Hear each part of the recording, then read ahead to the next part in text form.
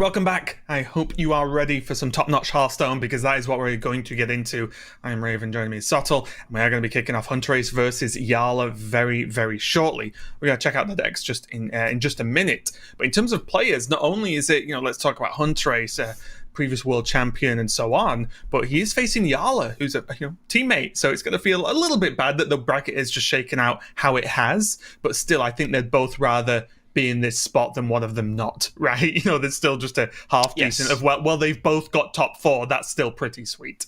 Exactly. There should always be some element of, just a bittersweet symphony when these team kills happen, because if they're happening deep into the tournament, as you say, when you get down to few enough players, then this is going to happen, right? And you should just rejoice in the fact that all of your players are filling up that bracket to the point where they just have to start beating each other out. So happy to see two players representing a great team going up against each other. And of course, if there are any other teams out there, there are plenty of free agents knocking around Grandmasters right now that are looking for a team to represent, and some very, very consistent ones at that. Yeah, there really is, and there's just it surprises me every time I see a tweet go out like, oh yeah, looking for some support, looking for a team. I'm like, wow, really? No one's picked this person up? They're insane.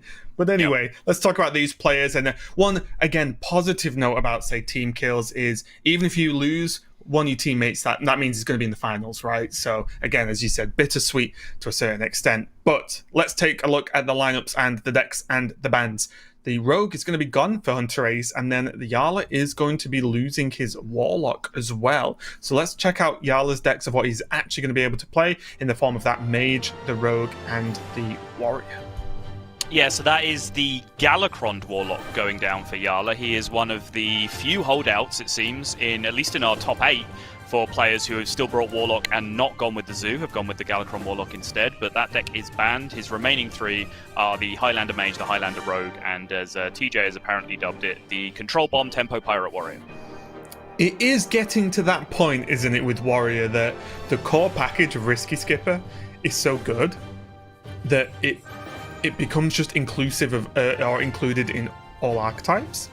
Yeah. Which is what we see here, and which is why TJ, the fantastical deck namer that he is, I think that's a self-proclaimed title, actually, he has gone a little bit wild with this one. But it is just the power of the combos, Battle Rage, and a very consistent way to get a strong Battle Rage off. You aren't reliant on, just building a board and hoping it gets damaged or anything like that. It's a very, very consistent combo, which is why we see it so much.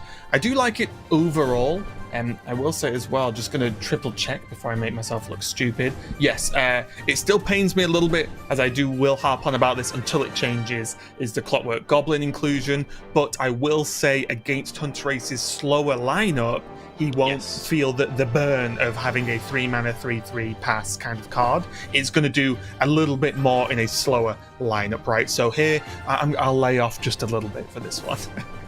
Yeah, for sure. I think Jarla's lineup overall is kind of very, very mid-rangey, very anti-control in that regards. Just lots of decks that can go late and then punish with big threats at the end of the game against other control decks. And then that Bomb Warrior strategy kind of fits into that as well. It does it a different way, but it's still very punishing to control decks late in the game just because of how many bombs you can get into the deck. But on Hunterace's side here, he is going to be going with just a straight-up no-hands warrior, just more of what we are used to seeing, more of the early tempo package and card draw engine as opposed to the bombs and late game that Jarla is running. But other than that, he has 2 similar decks to what Jarla was packing. He has a Highlander Mage, and he has the deck that was banned from Jarla's lineup. He has the Galakrond Warlock. Yeah, and very interesting for me that we are seeing a few Galakrond Warlocks here. Again, Jarla and Hunterace. I think a lot of people were turned off that deck just with the nerf. And I'm a little bit surprised because to me the deck is still very, very good. And in a ton of games, you end up Sacrificial Pacting your own minion anyway. So I feel like the deck is still very strong, doesn't have the albatross in that it was being played around with, but Hunterace seems a current fan of the Kobold Sticky Finger right now, Sottle. So we've seen that in a couple of his decks, and it's one of those cards, right? Because of its mana cost, some games it looks insane, some games it looks like a completely dead card. So Hunterace choosing to take that risk. Yeah, and just looking at our info sheet, of course, provided by our good friend Lorinda, giving us some additional history on this. Firstly, just looking at the Warlock question, only 6 players out of the 16 chose to bring Warlock at all, and it's a direct 50-50 split across country barriers, I guess, with all the French players choosing to bring Zoo and all the non-French players who brought Warlock, bringing Galakron Warlock. Also, these two players did meet in Swiss. Of course, they were in different groups yesterday, but Hunterace took the L in that one, with Jarla winning 1 and 3. And that has gone the same way as we're seeing this one go, with the same bans from both players as well. So Hunterace clearly feeling like there's nothing he could change to really improve his chances there. He's just got to run it back and hope it goes his way. Right, and one of the things in this as well is I feel like that in LHS, obviously without being able to just look and recall every single game of every single match that was played, that Hunterace might have just lost a favourable, right, and then been on the back foot, which is often the case in LHS. And that doesn't mean that your ban was wrong, your lineup's wrong, or anything like that. Well, that can just happen, right? So I think with the one game, it's good for me that the overall strategy's not really changed, because Hunterace should know what he's doing the first time round anyway. So yeah, we'll see if it changes much right now. Yep, I still would imagine that Jarla is a decent favourite in this matchup for the reasons I discussed. His lineup just seems to be targeting isn't necessarily the word in Last Hero Standing, but does seem to have a lot of favourable matchups against the style of deck that Hunterace is running. I think he's just a little bit greedier in a couple of the choices that he's made, so I think it's looking pretty good for Jarla overall. Yeah, I think nothing's mind-blowing, but he just seems to, everywhere you look, he seems to just have a slight edge, right? No matter what deck, what sort of matchup you look at, there's just like an edge there for Jarla in terms of getting the job done. But we saw Hunterace ping face 5 times into a pyroblast for a game yesterday. So one thing we do know is Hunterace just finds a way. So maybe if he didn't get it done in the Swiss, he can get it done this time. Although one thing that I'd like to hear your thoughts on this, actually, because you've watched Hunterace just as much as I have, is he on camera appears to get quite flustered when certain things happen against him. How much do you think that actually affects his play? Because his performance in the past is obviously fantastic, but visually he looks like he gets thrown off quite consistently, actually. I don't think it affects it at all. I think Hunterace is just a player who is very emotionally invested in Hearthstone, and he lets that show. And honestly, it's very similar to me, where when I played competitively, like particularly when I was on camera, I am very similar. Ball control used to be the same way, and I think has kind of contained it a little bit now, where I was very expressive. I would show when I was kind of upset with what was going on, and then I thought I should keep control of these emotions more. I should try and hold it in. But then as I was sort of playing some tournaments trying to do that, I realized that you actually expend mental effort telling yourself not to just act organically, right? Right.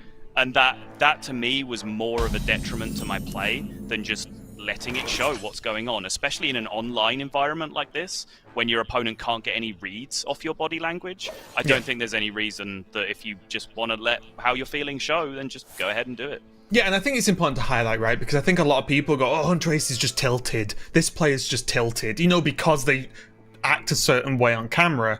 But in terms of actual play-by-play execution, Hunterace is one of the best. Even if he looks tilted, he does get the job done anyway. But we are still chatting, but kicking off game number 1. Jarla on the top on this Rogue, and Hunterace on the bottom on the Warrior. And Hunterace, definitely a fan of this style of Warrior. I feel like he has not only tried to pioneer a version of the deck, but also played it a lot. And Jarla on the Rogue might have his work cut out for him on this matchup, I feel. Yeah, certainly difficult for Rogue to contend with a lot of what Warrior does in this matchup, because they're able to go wide very effectively with the small minions and the risky skipper effects, and they spread out for a battle rage. Dealing 1 or 2 damage to 3 or 4 different minions is not something Rogue does particularly well. If they are going to do it, it requires multiple cards, like a backstab and an SI7 agent and an eviscerate, for example. And even then, good luck finding an undamaged target for your backstab to land on a lot of occasions. So it can be very, very difficult in the way the cards line up. Yep, and Jarla, not known to be the fastest player in the Wild West, but still just taking his time here. But this Vendetta, especially because it's active, could be a big deal in this game. A huge part of me personally, when I play a deck with Frothing Berserker in, I kind of just like dropping it on 3. But I will say that it's unlikely for Hunterace, not only because he has Ankar, But against Rogue specifically, it's not just a Vendetta you're worried about. You're worried about Seal Fate into that Dagger Swing, which is just a hard lockdown. So it's not as if like, oh, well, you just don't play around the exact Vendetta. It's like, well, there's more options, right? So I think it's fairly reasonable to not expect a Froth in this turn. You also know that if Vendetta has been drawn, then it is discounted as well, because you saw the legendary minion from a different class go into the hand. Yeah. So you have that information that it would be a big tempo swing, potentially, to just drop an exactly 4 health minion right now. And honestly, don't see a huge reason why Ankar wouldn't just be a good play, even if he doesn't actually end up swinging it straight away. I just want to double check if Jarla's running weapon removal, but I don't believe he is. Wow, he does just go for it. Oof, okay. I mean, well, we'll see, I guess.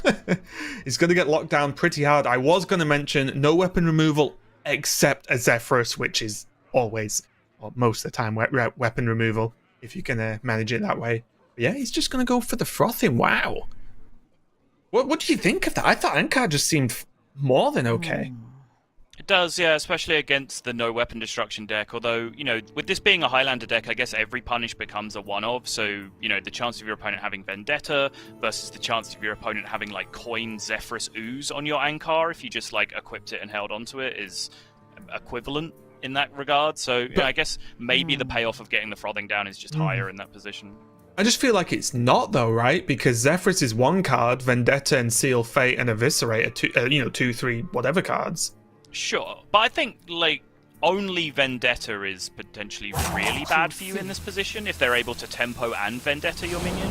If your Frothing just gets Seal of Fated and hit, it's probably not the end of the world, right? Like, Frothing isn't your win condition. It's not like you're just conceding the game now this thing's dead, right? Oh, yeah. It's just a minion.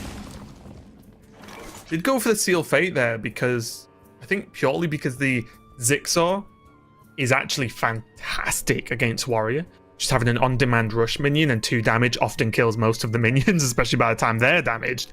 And because he didn't have to use Vendetta because he had another option, I actually quite like that from Jarla, even though the Vendetta just looked the cleanest. Right. Because you can, if he spends the mana on that, then does he just like have to play Zixor or Seal Fate face or something? You're like, oh, that just feels terrible. Yeah, I think you can see Hunterace is kind of resistant to the idea of just loading up Ankar here when he's not getting any, quote, value out of it by, you know, any board control.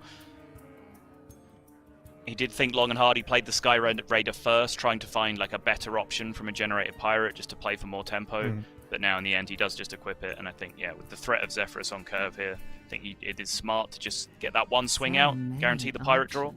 Yeah, and I will say as well, because of what we were talking about earlier with Rogue struggles to deal with the weird, wide, awkward boards that Warrior can make, if you do enough chip damage in the early game, you do just win sometimes. You know, you've done enough where that weird board, if it sticks, starts pressuring the health of the Rogue. Right? That is true, yeah. Oh, the big boy Edwin. Wow. Your wish is my suggestion. Nice. Oh, Hunterace. Head goes 10? down. Is I it think 10? so? Yep. Yeah. Welp. Yeah, That's you a problem. are welcome to your Ankar, Hunterace. You can hang on to that. Yeah. Acidic Swampooze is a 3-2. Edwin is a 2-2. I know which one I want here. It's more like an Ank now, innit? No? No. Oh. Okay. I thought my accent and usage of that kind of phrase would not go down too well with you, Saul. Definitely not. I liked it. Anyway. Also, because Hunterace hasn't taken any damage yet, he can obviously make that change with a swing right now, but the Battle Rage doesn't even look mind-blowing, although he could go Risky Skipper into Sky Raider, get a Battle Rage off if he feels he needs something here. Maybe he does just need a Blood Boil Brute. Maybe that's literally just the play he has to make. Yeah, I think he does. It doesn't obviously get cheap enough to play this turn, but it will potentially be a solution for him on the coming turns. And he is running 1 Core Chron Elite as well, while although does not do quite the same job within a Rage, it also kind of does. So there are cards. Oh, it's the card saw. The Pirate Sap. Double Armor Smith, yeah, and the Suckhead Sapper, as you were talking about. Kind of hard to kill it and actually get the sap on demand, though, against the Edwin that you need. Yeah, it's definitely a rush lackey play, isn't it? You know, a lot of the time, if you from a live wire lance with that card to make it really insta work, if you need to remove one target, still a good target to just have still a good mean to just have on the board if you've got a quiet turn. But I do feel Hunterace is going to try and do something with potentially Armor Smith next turn. Look at 6-0. This is one of the reasons it was held, not only to keep the activation on the Vendetta, but it always gets a good target like that, right? In this matchup, 6-0 is always going to just ping off like a valuable minion. Yeah, for sure. Bloodsworn is a pretty big loss because it's one of the few cards in his deck that would be capable of creating a big enough tempo swing against this Edwin. If he was able to like get 0 mana or 1 mana Blood Boil Brutes on the go, something like that. Bloodsworn Mercenary can then come into play, but it's not looking likely here. Yep, and one of the biggest issues now is if Risky Skipper number 2 is played just to stabilize and not die, and probably still not kill this Van Cleave, well, they're gone outside of a like random discover, because those are his 2 naturals, right, that have been played. Oh, like one in his hand, one got played. He didn't discover any, did he? So it means like they're just gone. That's like them gone for the whole game. So a lot of combos are kind of out the window. But yeah, priority number 1 is not dying on Trace right now. Agreed.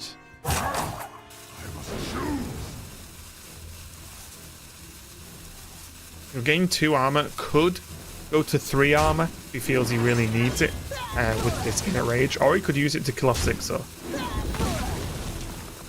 Yeah, killing the minion is just more defense than the extra armor here, so I imagine that'll be the option for Hunterace. No, he does go on his own minion. Fair enough. I think he wants this egg to do something next turn, right? I think he needs it to do something. And also, it's a minion that can attack next turn with his second Armor Smith, maybe? So maybe that's the idea. He does have Rampage now, which was his draw at the end there. Or on the previous turn. Maybe he's going to the extremes. Armor Smith is scary for Jarla right now, because currently the only real way he has on board of dealing with it is smashing his 10 damage into it, which he absolutely does not want to do. What about... I wonder. Tricky. What about a sap on the egg? It removes the attack from play. Hunterace will also overdraw? Yeah. Which isn't the biggest deal in the world, but it's something. And then you go face with Van Cleave and just let Hunterace try and do something, because going face with Van Cleave will, you hope, negate any kind of crazy armor gain, and the Van Cleave still probably doesn't die. Is that too risky? I mean, I kind of want to do both. I want to get rid of the Armor Smith and connect face with the Edwin, but that's the thing that's very, very difficult to do this turn. You cannot have your cake and eat it. No. Look at it all you want, but you're not eating it. Oh, he ended his turn before he hit! No, I bet you would... Oh, I bet Hunterace is... sorry, Jarla is not feeling good about that, and Hunterace, although he's got the rough end of the stick with this Van Cleave, is probably pretty happy at that outcome of not the swing. Guys, never just lock in after an evolve. You always have to hand off keyboard or mouse and wait and see. Oh, because that could change disaster, the game. though. That was game over. If he rushes into that Armor Smith, that is just straight up game at that point, I think. Now Hunterace has a potential double Armor Smith turn, which, even though it doesn't clear, is just such a ridiculous amount of armor that he can then wait out for some kind of Blood Boil Brute swing turn if he needs it.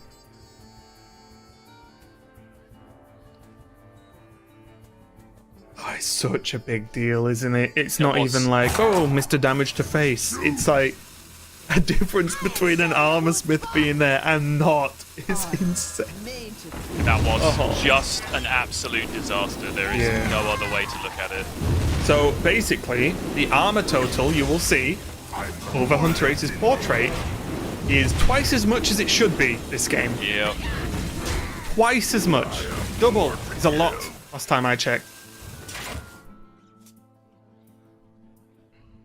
Jarla is playing Rogue though, so it's not like he was all in on Van Cleef this game. It's not like, oh, well, I've got no resources left. If something Rogue has, it's resources. He has Tiamat, Kronks there, even the boom pistol, which doesn't really get tons done again in this matchup. But he has stuff to do, right? So definitely not the end of the world. He could Tiamat, rush Divine Shield maybe, and then use the dagger to ping off the Armorsmith, push 10 again. And now he knows double skipper's gone, so I think he's still in a good spot. It's just that he could have been in a magnificent spot. Right. I was thinking about Wind Fury here as well instead of Divine Shield. It doesn't do a great deal, but it does give you some options with the egg instead. But I think Tolvir and Armorsmith, as you described with the Divine Shield, is where my head's at as well. And the problem is, Rampage, Bloodsworn Mercenary, you don't want him to gain more armor. Like, just get rid of the Armorsmith in a simple fashion. You have a 6/6 and a 10 attack Van Cleef. I think considering what happened last turn for Jarla, that's still a win for him right now. Yeah. Like, let's not get fancy is normally my attitude about things. When I try and do fancy, I often mess it up myself. He's just at 27. He's been taking 10 from an Edwin for 4 turns, and he's at 27.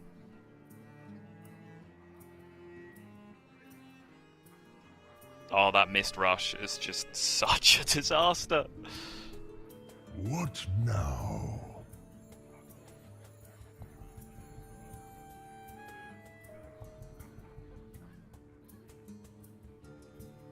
What Hunterace wouldn't do for a Rush Lackey right now? Dude, Rush Lackey, Blood Boil Brute, just like any reactive card. He'd take a Corkron to just smash into the 10-6 right now. Like, just any reactive card.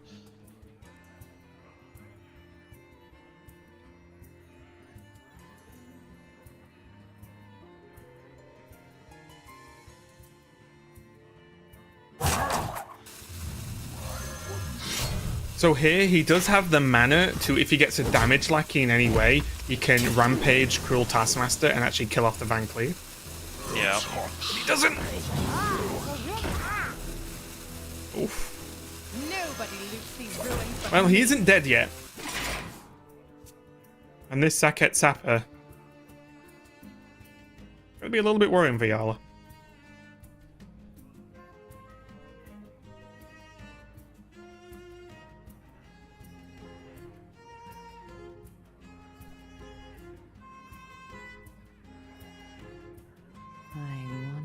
Does. The Spy Mistress is a little bit of a hedge against it. It's a decent draw this turn.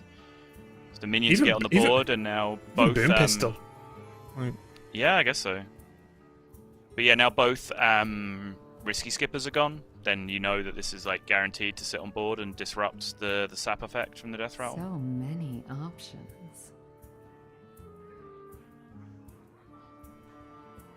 Could even just be a boom pistol, mistress, smoke, and then maybe trade off and just let you know, 2 minions you're really okay with. You'd probably still be okay with bouncing Tiamat, honestly.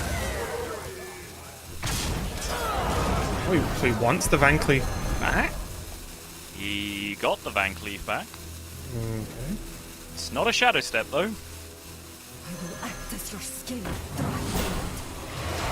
The replay. Wow, 10 damage, Saul. Oof. The Brotherhood shall pay.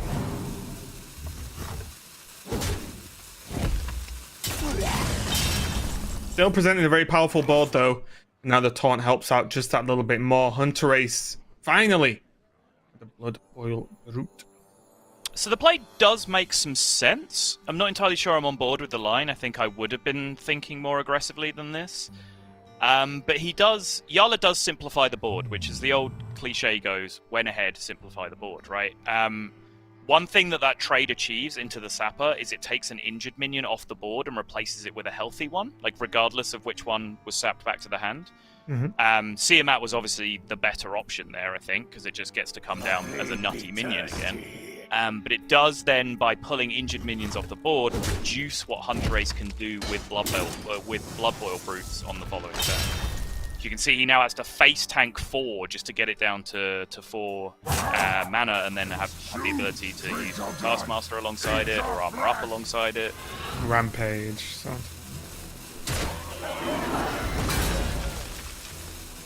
Yep. Rampage the air can trade it into Tiamat. Looks good to me. I need to, even though I've played this deck a good amount, I need to keep reminding myself. I have it locked into my head that Rampage is +2/+2, not +3/+3. Right. So I have to just keep forcing my brain to say it's +3. 3 is a lot, and not +2. Jarla now, with this turn specifically from Hunterace, is probably going to be happy to just sit back now and take the more general role of the defender and the value-based style. Because Hunterace has won the board. He's got rid of the 10 attack Van Cleef, even though Jarla kind of did that to himself. So he's probably not just killing Hunterace in the next turn or so. With Kartuk Defender, Krunks, Bone Wraith now, he can probably take the attitude that he can just kill every minion Hunterace has now. Right.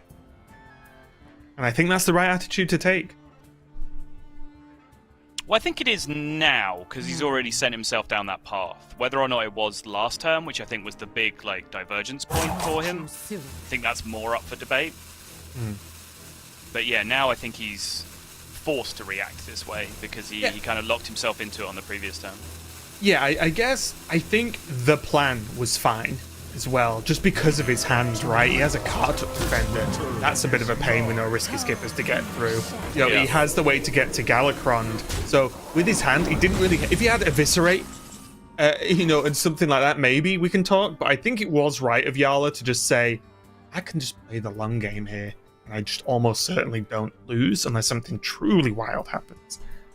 I will say there is still the one Korkron for Hunterace, right? He's not played it yet. So there is a burst potential. It's just with a Bloodsworn Mercenary gone because it was burnt off, and then Inner Rage is used and Rampage used. There isn't going to be insane damage that Jarla's going to expect coming out from him quite yet.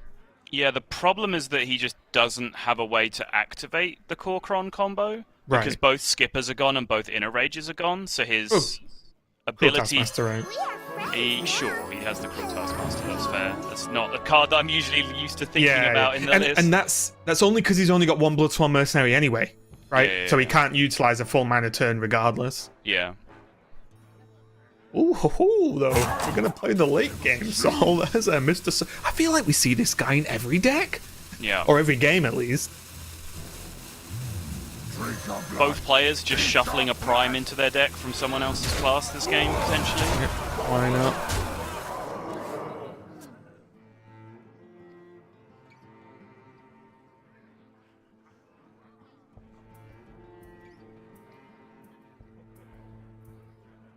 Dark in the skies. Draw 2 for the Galakrond and gain 5 armor, of course. This is, to a certain extent, quite the risk. So, what do you make of this? Oh! Life and hope. I thought he was just going to cart up Bone Wraith here. Oh! Massively illegal.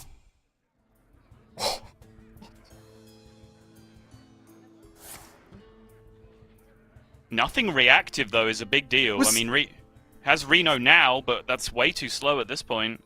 Was this turn just overly risky? How much is this worth to you? Maybe. He had cart up Bone Wraith. Yeah. He was only on 11. This Galakrond got a 0 mana Alexstrasza, and he still doesn't look exactly safe, does he? Right? I mean, if he doesn't. So the problem with playing Kartuk Bone Wraith is that he's just always still behind on board the next turn anyway, right? So what did it achieve? Then you just Galakron the next turn anyway, and you're in the same or worse spot. I think this is fine.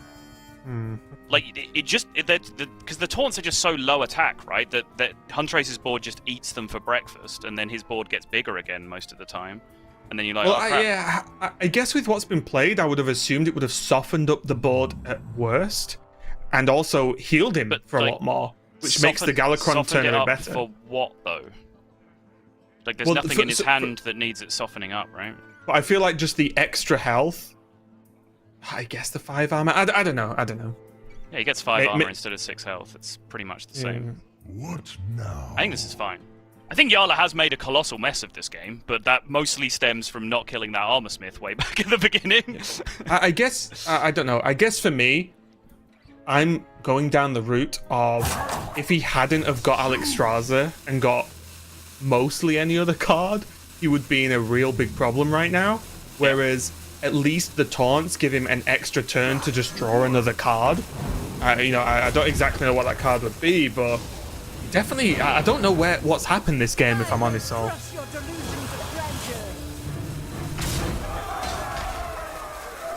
it's just okay. Damage now. Solarium Prime is here to crush your delusions of grandeur. Can't crush what I don't have. That's fair. Active. He's going to do a pretty good job with this board, especially because Jarla's easily got the minions to trade off anyway. Yeah. 18 in play already. Plague is 20, which leaves him 5 off. I don't see 5 damage coming from anywhere else. Yeah, actually, I'm being very silly here. He just Alexes himself, right? And just full trades the board away? Wait. He has 18 damage on board and an Alexstrasza in his hand, and he's... But it's armor though, right? Yeah, no, I'm not saying lethal. Okay. I'm just saying, like, push Alex yourself, and then where does that end? I am aware how armor works, don't worry. It's fine. Well, he has to kill the serpent, right? Yeah. And I think if you kill the serpent, Hunterace is on 2 cards. Yeah. Outside of the prime. Yeah.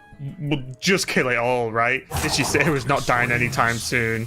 The Alex is... So you can even Plague of Madness smack something and then Alexstrasza yourself afterwards. Yeah, I like this. Yeah, that's probably the play.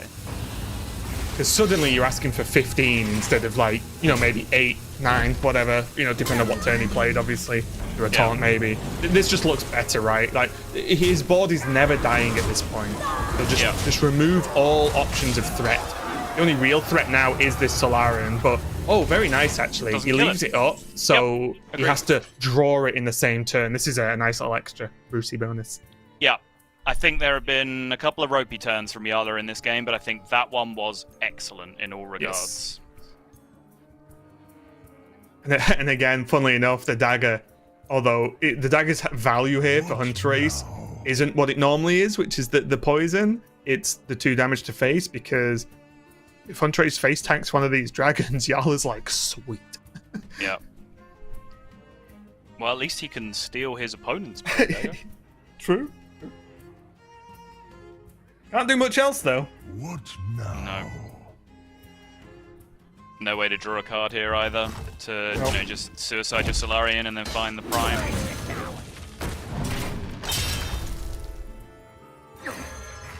I'm never going to get tired of that animation. It's just a straight up yoink. It's so good. Yeah. Give it to me. I like it because it's not overly flashy either. Yeah. It is just a typical yoink.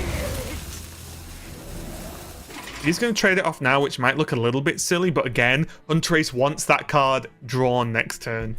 I believe. Awakens is going to be the GG. Yep. That is Lelito. He didn't even need to, right? He could have flicked instead.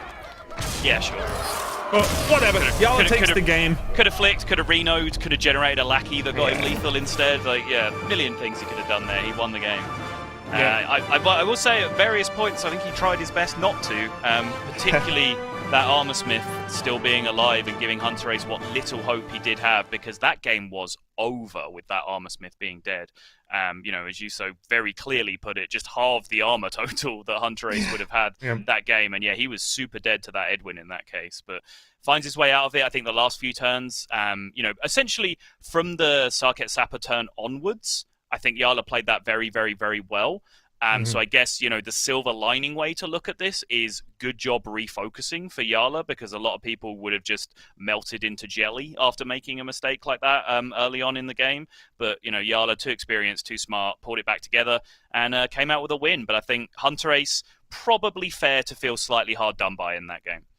Yeah, bit of a rough one overall, but yeah, just one last note on the Kargath. It wasn't even just the trade for the Armorsmith, which was obviously the key thing, but having the Prime in your deck to draw would have also hard locked out the game in most circumstances because of gain 10 armor and kill a minion is absolutely huge as well for a little bit later on. So a bit of a crazy one to kick off the day for us here in the European region. So we are going to go to a quick break while we get ready for the next game between Hunterace and Jarla. We will be right back.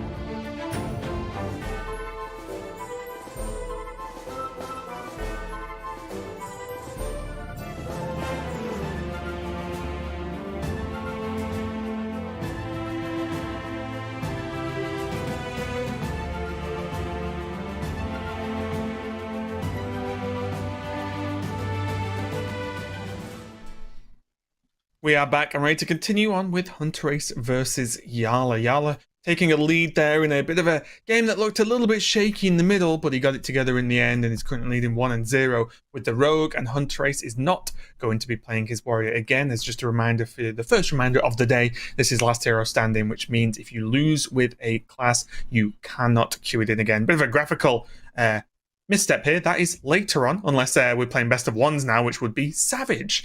But anyway, it is going to be Hunterace versus Jarla. We'll get that fixed just a second. It's fine. A-Bar's only just got out of bed. Give him a break. There you go. He's on it. Don't worry about it.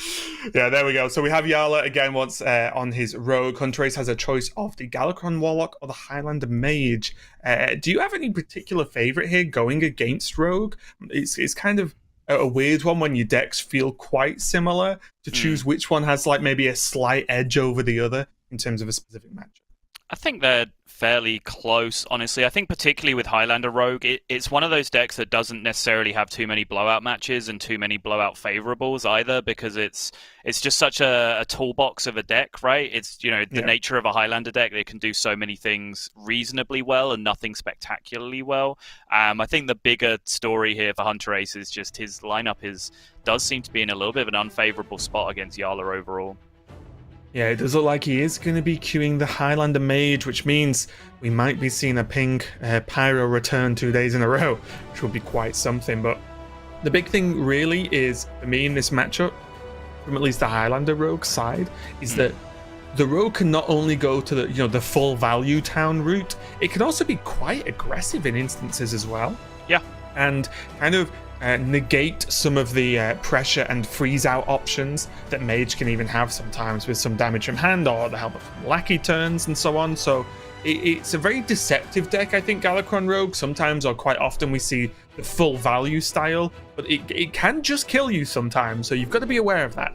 Yeah, and I'm a little bit surprised. Like, if you were going to force me to make a call there, I would say that perhaps the Galakron Warlock is a slightly better matchup to queue into the Rogue.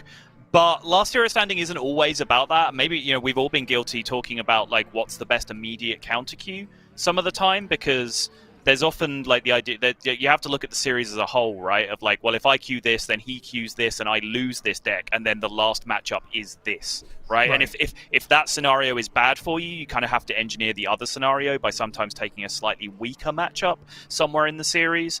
So there might be some of that going on for Hunterace, or he might have different feelings about the matchups than I do. Who knows? But either way, here we are, Highlander Mage versus Rogue. Yep, always a point as well is if they're that close, and they might just be, I just want to play Mage into this if the two choices are similar anyway. But let's look at the opening hand here. Kalagos, Zephyrus, amazing Reno and a Blizzard. Good start in terms of having Zephyrus available. For the rest of the game, a long, long way to go, Soto. Is indeed. Wild Growth definitely going to help out with that, so I've heard. Having more mana normally helps with having high-costed cards. In the meantime, though, Jarla has a few options to get some early aggression going. He does have the old Sage, subtle special there. With this backstab, he is forming some level of a board, which means it's not mind-blowing, but again, he will expect Hunterace to Wild Growth this turn, so 3, 4 damage with the hero power, or just getting the Sage down is still some level of pressure. Yeah. I'm sure Gia's going to feel validated here if this Greyheart Sage comes down. She said on broadcast that she didn't think she'd seen it activated once, which clearly indicates she did not watch our broadcast yesterday, Raven, as all we saw was Greyheart Sage drawing cards all day. But no, there it is again as a 3-3. Could have been a secret, and I'd be much happier. But anyway, we're just going to go into that every day we see Rogue. Ooh. Should have Galakron a good pickup, and I wonder if I feel like it is worth the coin here, actually. Keep the pressure up, you gain a lackey, which then opens up a few options for next turn, but also there's no point coining into Galakron if you could invoke more beforehand, right? Well, it doesn't actually help you invoke more before. You only have that invoke card in hand, and you can still play that before you would coin Galakron anyway, so it doesn't have any effect in that regard. I mean, you could draw another invoke next turn. You could, yes. Yeah, that is true. I'm just kind of worried about what the next turn is if you coin out this this invoke now. I thought lackeys just make turns good anyway, Sauls. Well, sometimes they do, but sometimes you just get like Rush Lackey or something, and it doesn't really do a great deal for you without any other playable minions in your hand. That's true. I guess my question is then, what is his turn this turn then? Is he just taking the bad turn now instead of later? Yeah, that's my instinct. Just like play the Pirate and Dagger. Maybe just Dagger and hold the Pirate for combo purposes. Okay. Big turn coming up for Hunterace though, because if he really wants to, he could just Dragon Caster into a Deep Freeze. Yep. Didn't need long to consider that one. Just 2 Water Elementals, a 4/4, and freezing out the only actual minion that's going to get any work done here on Jarla's side of the board. Seems pretty good to me, and this is an awkward turn for Jarla. Does have the Vendetta and an Eviscerate, but means he doesn't do much else. I guess the 2-drop is a pretty good pickup here, actually. Yeah, Fence, Avis, and Vendetta does work, but not quite enough as to where the breakpoints go. Because you can, I don't think he minds leaving up the 4/4, right? Well, you could also, I mean, you could kill the 4/4 straight up just with the Vendetta, and then just take care of one of the Ellies with Abyss and a couple of attacks, and then leave the other Water Ellie up. I don't know how relevant like freezing your face would be, and like does the water really get to go face anyway? I don't really think so, right? No, I just think it's a more annoying minion to have on the board to kill minions with or to trade with or whatever because it has got the more health. Yeah. Well, it's chosen to go a different route entirely. Just play the Shield of Galakron and probably aiming at that coin Wing Guardian next turn. Okay. I'm fine with this. I think my head was definitely in a place where we didn't like necessarily need to panic and try and fall clear here. But I was still tunneled on the underbelly fence idea. But yeah, I think looking at it like this, I think just developing and doing what you can with the Vendetta actually makes more sense. I'm on board. Yep, and this Wing Guardian actually very, very conveniently good versus Mage, as the untargetable is something that Hunterace will probably struggle with in terms of dealing with. It's a lot of health, can't really target it with any spells. Gonna be a little bit of a pain at least. Yeah, Hunterace actually gets some context clues here as well. The combination of seeing an activated Vendetta, which you know is activated off the Pharaoh Cat card, right? Because there's nothing else that would be activating it in hand. Plus that turn Jarla had 2 turns ago, where he essentially did nothing. That rules out a lot of, like Restless Mummy, for example, probably just would have been played on that turn as opposed to the bad turn that Jarla had. So through context cues, Jarla might just be holding exactly Wing Guardian from Hunterace's perspective. Yep. There is the other one though, right? The one that makes a 1/1 taunt. I can't remember the name of it, forgive me. Oh, the 7/5? The 7/5? But yes, a high-costed Reborn minion. Wrapped Golem, apparently, we're being told.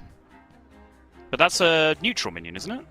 Yeah, it's neutral. Oh, sorry, So what are we talking of about? course, yeah. Raven, be quiet. Fine. Alright, solo cast, boys, we in there. Let's go. Well, I had to do it yesterday, Sol, so... Yeah, you did. I was going to say as well, the Coin Wing Guardian does actually deactivate the fence as well, which is a shame because it is just so much better when it is activated 3-4 rush versus 2-3 nothing. So Yeah, I like using it before you deactivate it with the Wing Guardian. There you go, I like this. He didn't like overreact or panic to the water elemental situation, to like the big swing turn that Hunterace had. He just kind of carried on with his game plan, and now you see him back here in control. Very nicely handled from Jarla. I will say, based on Jarla's hand, it doesn't feel like he'll be in control for that long unless something big happens.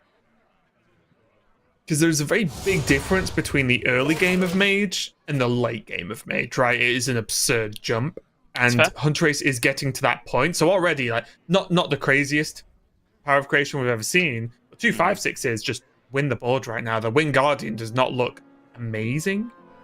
And then you know you're edging towards the Kalagos, the Reno, more. I guess he's already used Deep Freeze now, power of creation. But there's Siamat, the other Reno, the box even. These are the turns where Mage gets very scary.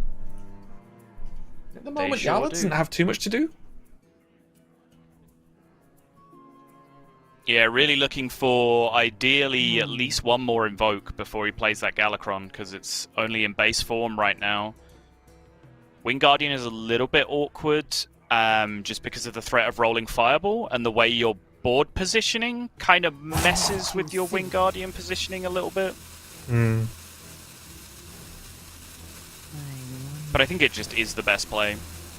Obviously can't be targeted straight up, so you've got to consider where you want to put it in regards to rolling Fireball.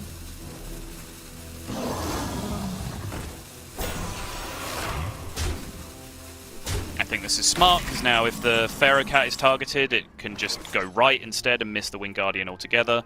If you start on the left, so it has to go towards the Wing Guardian, it's going to do very little damage by the time it gets there. Yeah, the only unfortunate thing is if he kills it off and then fireballs, it dies anyway. I guess that was always really the case. Yep. I mean, at least then it eats the minions first, right? Like, that's a win for you if it does that, I think. I wonder if it's actually going to be Solarian and Blizzard this turn. What do you think about that? You get a trade in? to kill off the Wingardium. You could double trade if you're really committed, but or you could just leave the Wingardium there and stall it out for the turn after. Yeah. Blizzard clears up everything else. Sit and chill with your minions and have Conjurer's Calling next turn. So wait, you could ping off the 3/1 and then rolling Fireball on the 1/3, and then you have one perfect trade. But yeah, then the 6/1 is still just incredibly annoying. Yeah, it's just too annoying to deal with, for sure. Yeah, I like this. You just have to put it on the later base.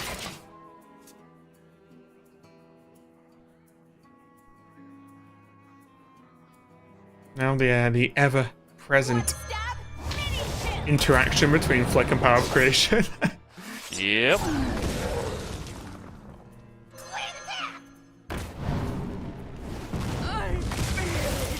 But there is just Reno, and I don't see a huge argument for not just jamming Reno here. I know it's a little bit annoying for Hunterace to have his board cleaned up, but he's about to get rid of a ton of stuff. And as we can see, all the stuff Jarla has, Hunterace knows Jarla has the coin, and then we can see there's literally just Galakrond and a Dream right now, so... Ooh. So he could ping and clear, or at least clear the first half, but then there's still the awkwardness of the Reborn, right? Yeah, 4/6 versus a 6/1 at the end of the turn. I think Hunterace just plays Reno. The other Reno, sorry. The amazing. The armor's not terrible right now either, because he is only on 17 health. Clear's then awkward to deal with board. Could Reno and Conjurer's Calling your Reno if you want to... Sorry, yeah, you could Relicologist and then Conjurer's Calling your Reno the Relicologist. He could ping Relicologist and Doomsayer. If he Renos and Conjures, he doesn't guarantee clear, right? Yeah. Or you you can just go you can just go Kalagos fishing instead. What to do? And then if you whiff, you still have Rolling Fireball to reduce the majority of the damage on the board. True. Watch closely as I make This is right. I think just get it played. It's a good Reno. It's 10 mana. It's a lot of mana you have to spend in a turn, although you are, air quotes, always safe after it anyway.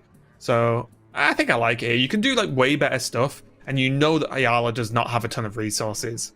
Yep. No, I agree. You know one of his cards coin, right? Just trying to live in Hunterace's mind that turn, which is a terrifyingly high-octane place to live in. Yeah. But he was clearly considering lots of other options because, you know, kind of terrifying to have to use your kind of ultimate kill switch there. You generally want to greed it for as long as you possibly can. Do you like the coin play here, though? I like it. Put something on the board. Don't just give Hunterace an empty board to do whatever he wants with.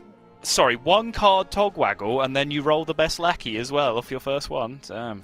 Savage. It's got to be good, ain't he? Yep.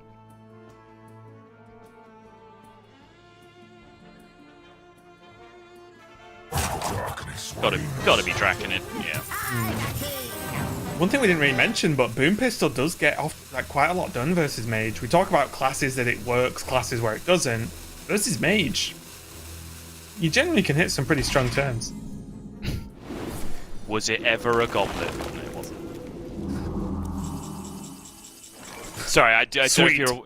This became a bit of a meme last year because I think Goblet was kind of good once, and then Admirable got really obsessed with the idea of Goblet of Togwaggle. Kept coming up. Discovered that was an option.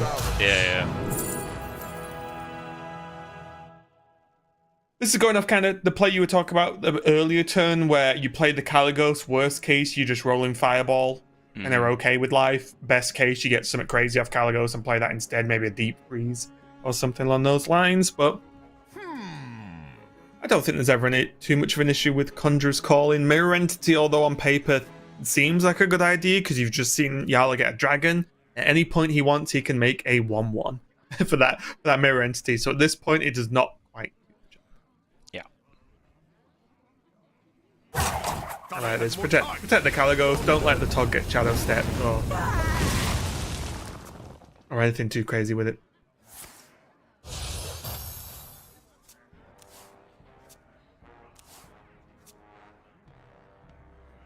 Nothing mind-blowing.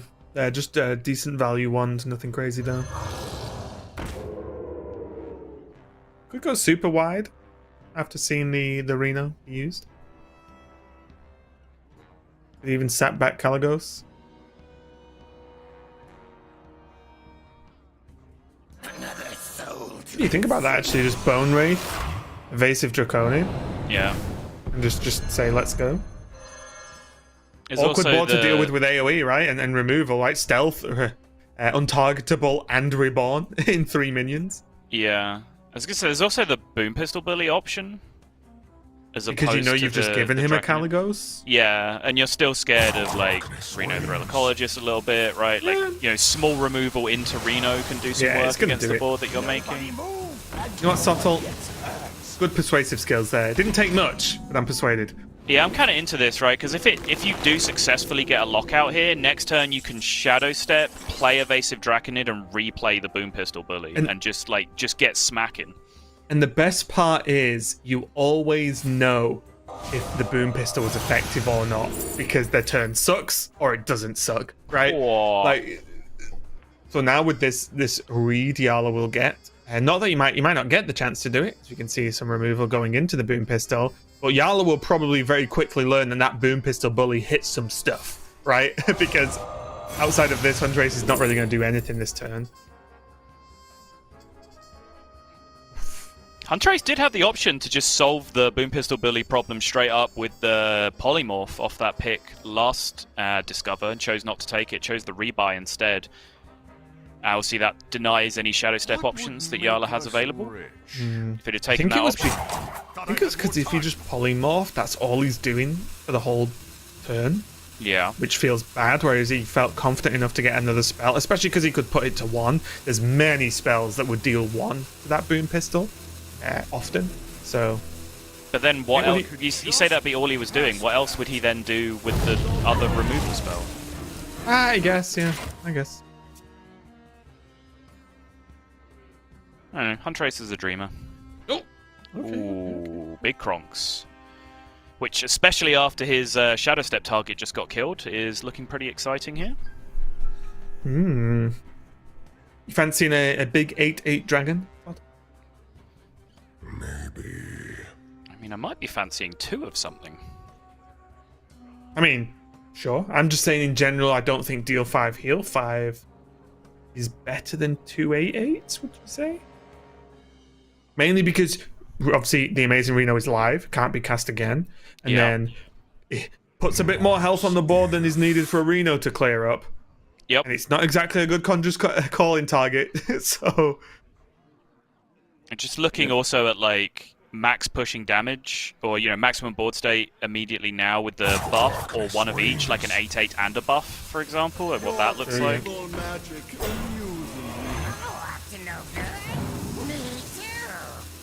Jarla going to go the other way and just try and build up the board first for even more Kronks payoff further down the line. So going for the double buff. Ooh. Then? Yes, please. Love a good Thundra Rhino meme. Wow, overloaded. Next turn. I love watching Hunterace. It's the shake of the head, a slap of his own face. And he's just like, what is going on? Ouch. Yikes. File that one under Y for yikes. Yeah. Under you're dead. That's what I'd put it under. He just has to Conjuring, right? And just, I don't even know what he's after. Oh, the 10 mana 7/7 taunt. Make a 7/7 taunt. That is 10 mana, right? It is, yeah. Because we can see Kronks, AoE buff, Kronks. There we go. AoE buff is pretty insane. And now he could even do buff into trade AoE. Oh, well, now he has Zephyrus. Okay, that's lethal, right? It just has to be. Yeah. Zephyrus Silence, I guess, is the offer. Yeah. Wow. Done and dusted. I think there was a way he could... Oh, Sap, yeah, sure. I think there was a way he could have got there without the Zephyrus with Shadow Step on the Krunks, but he didn't need to. Didn't need to work it out, as Zephyrus makes things simple. And that is going to be Hunterace going down to a 0-2 score. Jarla taking another win on this rogue, and he only has to do it one more time to book a spot in the finals today, so...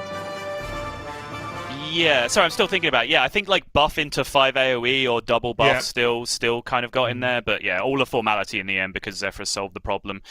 Pick your poison there from the Zephyrus. Sap, 0 mana silence, Earth Shock, like whatever you wanted, Zeph was going to help you out. So yeah, pretty good stuff there from Jarla. Like I said, it was very composed in the mid game there because Hunterace did his mage thing. He had his scam turn on turn 6 with the deep freeze, and Jarla just didn't really panic at all, as you would expect from a player of his quality. He just kept on with his game plan. It looked like he had a very low value hand, but if there's one thing Rogue is good at, it's very quickly turning a low value hand into a high value hand. Yeah, and I think it's nice to see from Jarla because there was the stumble in the previous game, so that did just happen. He not only recovered the previous game, chilled out, and got the second game done very nicely as well. So I like that a lot, just to see that the mistakes don't just get to you and throw you off, because it does for some people. But let's go into game number 3. And although we'll be talking about this matchup, of course, I just want to point out that Hunterace has to 3-0 with Warlock, and Jarla has his Bomb Warrior, which I think is very nice versus Warlock. It kind of negates the heal, and also Warlock wants to draw a ton of cards. So it's going to be an uphill climb, I think, for Hunterace for this series and for his tournament life here. Yeah, and since we were on the discussion of matchups before, I did look them up out of curiosity, and like on ladder stats, just purely top 1000 legend, Highlander Mage is saying it's a 54% win rate for the Rogue, whereas Galakron Warlock is a 49% win rate for the Rogue. Now, I don't think the difference is that big, but it does kind of support what we were saying, of the like Hunterace potentially queued the worst of the two matchups first.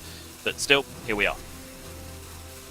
Here we are, and there's some big legendaries to pick from. Jarla did go with the Alec here. Mainly, again, I think it's just a little bit, not only some removal, but really just a burst of damage that is unexpected from Hunterace, right? Like, you can't ever really play from random legendary burst minions such as King Crush, Alakir, so on and so on.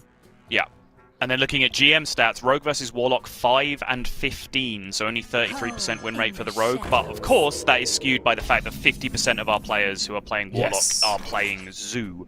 So yeah, take from that what you will. Yeah, and I've been putting some games on the old Zoo list, and trust me, I don't mind playing against Rogue. Because when we talk about, they struggle to deal with a few, 1 and 2, 3 health minions from Warrior. Guess what? They struggle to deal with like 8, 5 health minions from Warlock. And yes, sometimes it feels like you play more than 7. Yeah. Interested to see how this Spy Mistress is used or not used in this following turns, because there are ways for Warlock to actually kill it from stealth. They might be deemed a little bit overkill. I just want to double check before I make a fool of myself. Yeah, Hunterace is running the double Rain of Fire, or Sky of Rain, or Fire of Skies, or whatever Sol decides to call it today. We'll find out, no doubt. Dude, no. Yeah, so you no longer get to make fun of me for that based on what you did in the very next game immediately afterwards. No, vetoed. Vetoed. But yeah, there are ways to kill it off without it revealing stealth. So yeah, I do like damage yellow there. Yeah, it was interesting because he pushed the damage, which of course opens you up to Mortal Coil, but it was on a turn where Hunterace wants to start invoking a lot of the time anyway, and you can see he just chose to do that instead of the Mortal Coil anyway, which is pretty interesting. Yeah, Mana Saber going to come down. There was a small chance that would have been Plague of Flamed away, but Jarla, I'll say, got away with it. It wasn't hyper likely because Hunterace could have just deemed it not valuable enough to Plague. But the Mana Saber, I do feel, especially recently, has been showing off its skills, right? The 1 mana makes a big difference. And not only does it gain you that extra mana to just start ramping you in almost any class, it's a good shape, right? It's not only stealth, but it's a 3/5. That's just good. Jarla, it's an Armor Smith. Quick, kill it. Where's Gargath? Don't play Volvlak in any turn. Oh, that... Gosh. This turn, as you were saying, does get kind of nutty, kind of quick because of this escape mana saver. Now getting the Faceless Corruptor on his 1/1. And we've seen a couple of invokes already. Jarla, in a roundabout way, has to feel a little bit safer from that card, the Plague of Flames. He's seen 2 invokes back to back. He clears the board. There aren't that many left, especially on this turn without coin. There can't be Shield of Galakron. And let me just double check here. So it was the 2 Devoted Maniacs, correct? Yes. Played? Yep. So there's 2 Dragonblight Cultists that could be played that could plague this. Yep. But there also isn't a target for, say, the Coil or something to finish them off. So we would have to do like Nether Breath. Oh, Nether Breath Cultist wouldn't work either. Yeah, this is just unfun. There's not even a dragon for Nether Breath. Yeah. So from Jarla's point of view, I mean, like this was just guaranteed to do some work, wasn't it? Yeah. Yikes. It did deal 4, but only because of the Moag Artificer. Yeah. But yeah, that Armor Smith was the backstab. That Armor Smith was kind of nutty for multiple reasons there. Obviously, we were having some fun based on the outcome in the previous game, but having a high health 2-drop there meant that he was super protected against Dark Skies. So even tapped Dark Skies just wasn't coming close to his board. Netherwing as well. Yeah, Netherwing as well, and then also just the amount of armor that he's gaining kind of plays very nicely around the core game plan of Galakron Warlock, which is to Alexstrasza you at the end of the game and then burn you out, which is kind of very difficult to do if you're gaining armor. Yeah, and Jarla, although he's running a little bit dry on resources for now, he does have Allocate, Shadow Step Allocate, not in the same turn, of course. He does have a way to push damage, right? You know, a lot of the time, if you don't have many cards, you need to work out if those cards can just end the game then. Yeah. Because if you're not expecting any reinforcements, then you've got to do something. So he does have a backup plan, not the best plan in the world. But Hunterace doesn't really have some great plans either, as he knows pretty much anything he does right now just gets farmed. Does he just have to Plague? It's so ugly, right? I think if he could see the contents of Jarla's hand, he'd do it in a heartbeat, but he's, scared of actual development coming back at him, right? If, a Siamat or something comes out after this, then... And one of the big issues for Warlock is it's not one of the Galakrons that you can go, oh, okay, I'll Galakron for 1, or I'll Galakron for 2. It is significantly worse if you don't have the full invokes. Wow. That's what I was meaning with the Krunks play. 1, you leave yourself... Oh! It's just lethal, right? I'm gonna guess. Bloodlust is 9? Yeah, Bloodlust is exact lethal, I think. He's showing 8. No, it's 1 off. He's showing 8 now. Yeah. Bloodlust adds 9, but then you Shadow Step it and it gives you Moonfire, but then it wouldn't give you the first Bloodlust because the first Bloodlust isn't lethal, so that wouldn't work. Damn you, Zephyrus! Does it... I think you still do it right. Right now I would play Zephyrus, see what it offered me, make a decision, then probably just Shadow Step it anyway. It'll give you like board buffs, a board buff, like a Soul of the Forest or something. Yeah, something to buff your board. An answer for the 6/6, and then just a value play for next turn. Is my prediction. Cool. When we were talking about Jarla not having many resources, Zephyrus with Shadow Step is a fantastic resource. Okay, Blessing of Kings, let's go. Sea Giant instead of Tyrion, but otherwise, sure. That makes sense. Oh, I love it. Yeah, Blessing of Kings, push the damage. Jarla knows that Galakron is not fully active. He knows that Krunk's play kind of sucked, honestly, from Hunterace, and I don't mean that against Hunterace, I just mean it was a bad turn. He smells the blood, he is going for it, and now he has Allocate and a 0-mana Zephyrus locked in, and he even has Zephyrus into X and maybe SI based on Zephyrus offering him a relevantly mana costed play, right? Yeah, basically, I mean, it's very likely for him to just kill him. He has, even with like no board or whatever, he has Zephyrus into Inner Demon next turn, which is more damage than the Allocate would be anyway, which is kind of crazy. But yeah, just to go over that one more time, in case anyone in chat is still confused, it would have been lethal if you can get Bloodlust and then Shadow Step the Zephyrus and get Moonfire, but Zephyrus only offers you Bloodlust when the Bloodlust is immediately lethal, so it wasn't an option, as you saw when he eventually played it. Yep, and the problem is if you don't get that, then it's not going to offer you the Moonfire because it won't know you're one-off lethal. Yeah, so exactly. It's just a never-ending spiral of, no, you're not getting what you want, you're getting what I'm offering. Now, it's a horrible board. It's been a horrible board for Hunterace to deal with for a while. And again, let's just wind back. I mentioned Mana Saber opens up some games. It opened up this game because that Faceless Corruptor play, because of the Mana Saber, was huge. So now Hunterace is going to have to Rain of Fire at the end of this? Oh no, he's not one off. That puts him in... Oh no, sorry. He's 2 off now because he cleared, yeah. Yep. So just allocate face. If you spend this mana on damage, no, you can't do that anyway. So yeah, it looks like just allocate a face. Unless you want a Tyrion. No. I mean, it's an I want to option. allocate face all. And honestly, this is because it's the turn before Alexstrasza. So you know Alexstrasza cannot be played. So the damage has semi-permanence, I would say. And then you know Galakron's there, but who cares? It's 5. It puts your opponent to 8. And was that 9, sorry? Ooh. Wow. Okay. Oh, ho, ho, ho. Also, Sol, just a quick note. Yeah. While I remember now, I was waiting at putting that card in Zoo. That's a Raven special. Sorry, what? The Vile Fiend. What? Don't be quiet. Alright, it's got to be, right? Seal Fate first Uh-huh. to activate the SI to face, and then Zephyrus for Earthshock, right?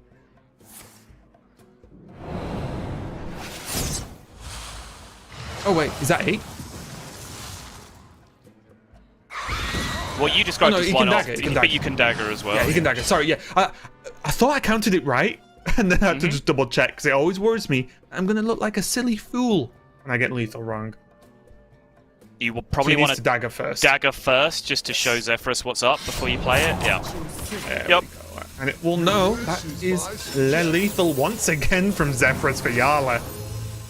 This Highlander rogue Nicely getting done. the All job done. Clean as can be. I will say the Zephyrus pickup huge there for Jarla, as he was running out a little bit, but piloted well for almost all of this whole series. Jarla takes a 3-0 sweep versus his fellow teammate Hunterace and moves on to the finals just a little bit later today. One more match to play in between that. But congratulations to Jarla. He not only made the top 8 last week, he has made now the finals. At worst, he's getting second, which means this week he's gained more points than everyone, but maybe first place. That's it, which is a fantastic spot to be.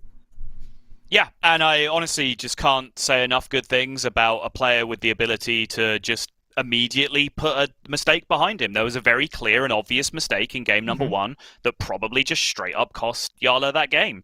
But if you tuned in during game 2, you would have no idea that there was any tilt, any frustration, any living in the past in Jarla whatsoever. Right. He just continued to play fantastically good Hearthstone for the rest of that series. Really difficult spots to navigate with the Zephyrus there at the end. Did it beautifully well, I think. And yeah, well, a deserved player, I think, to be in our week 2 finals. Yeah, and just a shout out to Jarla in general. I feel like even still after 2 seasons of Grandmasters, he's still probably seen as an underdog, not quite as popular or well known as Bunny Hopper, Hunterace, some RDU, Tice, some of these big names and super well known names. But honestly, just keep plugging away, Jarla, because it's very soon that you will be just an expected mainstay of Grandmasters if you keep playing like this. So yeah, it's going to be great for him because he deserves it. He's that good. Yes, he's just not flashy. Right, and super well known. If Jarla is still an underdog in your mind, then you clearly haven't been paying attention for the last few years, because he's had so many HCT points when HCT points were the measuring stick. He was so often like top 5, top 3 legend back when ladder was the measuring stick. And then now he's a Grandmaster. He's still a Grandmaster. He consistently performs in Grandmasters, and now he's consistently performing in Swit. Like, there's nothing else short of like actually winning a world championship or something that like he could have done to gain people's respect. Like, he really is that good. And also now, again, the caveat as always, I have not done the maths, but I'm pretty sure he's just locked in for Division A, right? If he top 8'd last week and he's now, second place at worst this week, it looks like he's extremely close, if not guaranteed. So again, consistency. But we're going to be